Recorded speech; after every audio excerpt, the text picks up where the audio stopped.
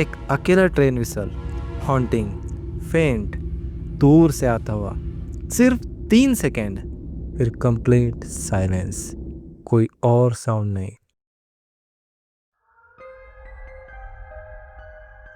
एक ट्रैवलर था, अर्जुन शर्मा, एक सोलो बैकपैकर। वो हर जगह जाता था जहां नॉर्मल लोग जाने से डरते हैं। उसने मुझे एक रात कॉल किया, रात के लगभग 2 बजे, और उसने कहा, निखिल भाई, मैं वहाँ गया था, वो जगह रियल है और कुछ है वहाँ जो मुझे वापस बुला रहा है। वो जगह है धनुषकोडी, इंडिया का वो शहर जिसको एक रात में पूरी दुनिया ने बुला दिया।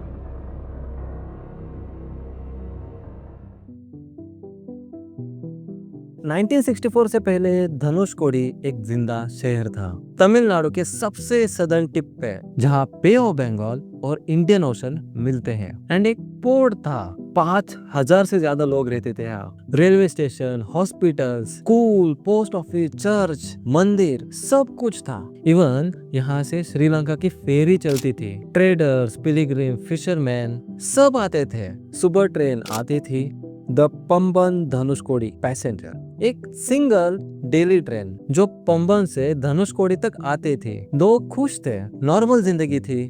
और फिर आया 22 दिसंबर 1964 की रात, जिस रात ये शहर हमेशा के लिए सो गया। साइक्लोन आ रहा था, मेटेरोलॉजी डिपार्टमेंट को पता था, वार्निंग भी थी, लेकिन 1964 में कोई इंटरनेट नहीं था, ना कोई mobile phones.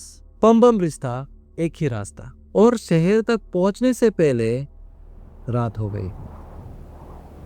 270 kilometre per hour की हवा, वेव्स 20 फीट ऊंची, पूरा समंदर आग की तरह उठ खड़ा हुआ।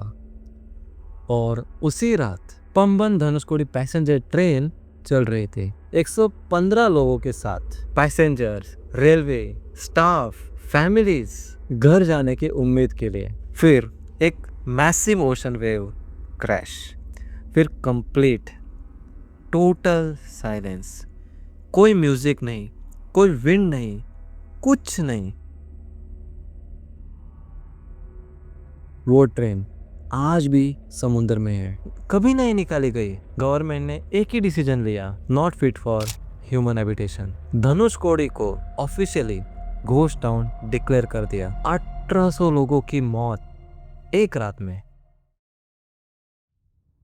तो मैं आपको अर्जुन के बारे में बता रहा था। अर्जुन शर्मा जो 27 साल का है, एक सोलो बैकपैकर, वो इंडिया के हर एबंडेंट और फॉरगेटन जगह एक्सप्लोर करता रहता है। उसने मुझे बताया वो गया था दिसंबर में, अकेला, कोई प्लान नहीं, बस एक बैग लिया और एक कैमरा। उसने लिखा था एक डायरी जो उसने मुझे व्हाट्सएप पे भेज दिया था। ये रहा उसका लिखा हुआ डायरी।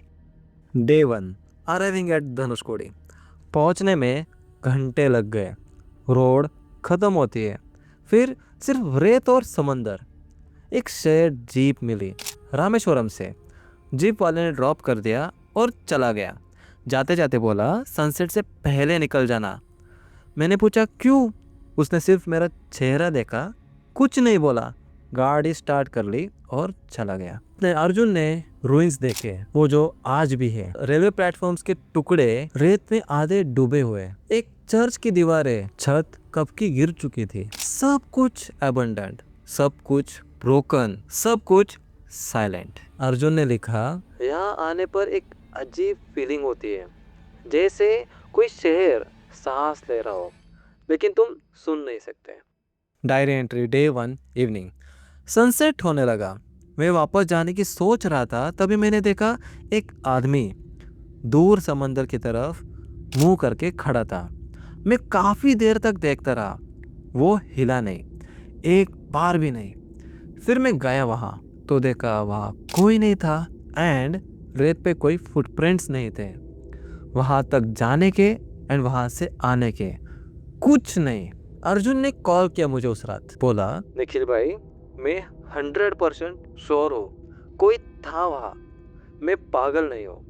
अब यहाँ पे एक चीज आती है जो रियल है, डॉक्यूमेंटेड है। विजिटर्स रिपोर्ट करते हैं रात को आवाजें आती है, ट्रेन की व्हील्स की खरखराहट, प्लेटफॉर्म पे कदम, जैसे दूर कहीं से आ रहा हो। लोकल फिशरमैन जो आज भी वहाँ रहते हैं, कुछ फैमिलीज है अभी भी, एंड वो लोग रात में बाहर नहीं निकलते, कोई भी नहीं एंड कभी नहीं। एंड वो जो ट्रेन जो डूब गए थे, 115 लोग, उनकी हड्डियां आज भी समंदर के नीचे है, कभी प्रॉपर रिकवरी नहीं हुई, गवर्नमेंट ने छोड़ दिया। सोचो अगर तुम वहां पे जाके रात को समंदर पे खड़े हो तो टेक्निकली तुम उनके ऊपर खड़े हो, उनकी लास्ट रेस्टिंग प्लेस पे।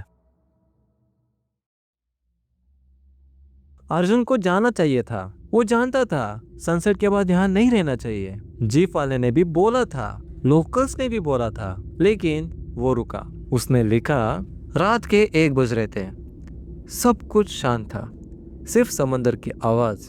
मैंने फोन निकाला फोटो लेने के लिए, बैटरी 80% थी। मैंने एक फोटो ली उस अबंडन चर्च की विंडो का, फिर फोन बंद हो गया, completely dead, no low battery warning, no shutdown screen, सीधा ऑफ। मैं होटल वापस आ गया, 20 मिनट वॉकिंग थी।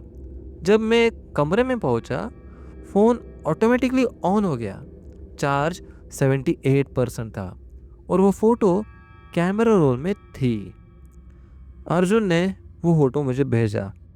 उस फोटो में सिर्फ रूइंस थे, broken walls, Sands and darkness, लेकिन एक जगह, एक विंडो फ्रेम के अंदर एक शेप थी जो इंसान जैसी लगती थी, ब्लर लेकिन क्लियरली विजिबल। कोई था वहाँ। मैंने अर्जुन से पूछा, भाई कोई लोकल था वहाँ या फिर कोई फिशरमैन? तो निखिल, वो विंडो 60 साल से बंद है, वो बिल्डिंग 1964 की है, फ्लोर नहीं उसकी, रात को कोलैप्स हो गया था एंड कोई फिजिकली वहाँ खड़ा भी नहीं हो सकता।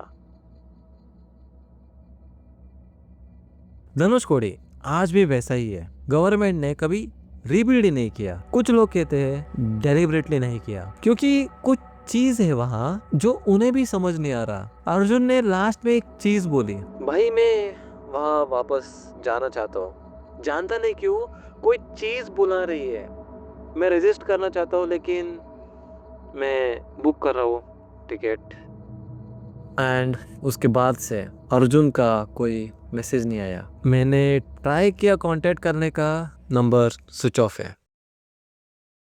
अगर तुम सोच रहे हो सिर्फ धनुषकोडी ही ऐसा क्यों है, तो इंडिया में और भी एक जगह है जहां गवर्नमेंट डरी हुई है। तो नेक्स्ट वीडियो में ऐसे ही एक केस जहां गवर्नमेंट्स ने ऑफिशियली उस रिकॉर्ड को सील कर दिया है, जो आज भी क्लासिफाइड है। तो इसी बात पे बेल आइकन को दबाओ, चैनल को भी सब्सक्राइब करो, क्योंकि ये तुम मिस नहीं कर सकते।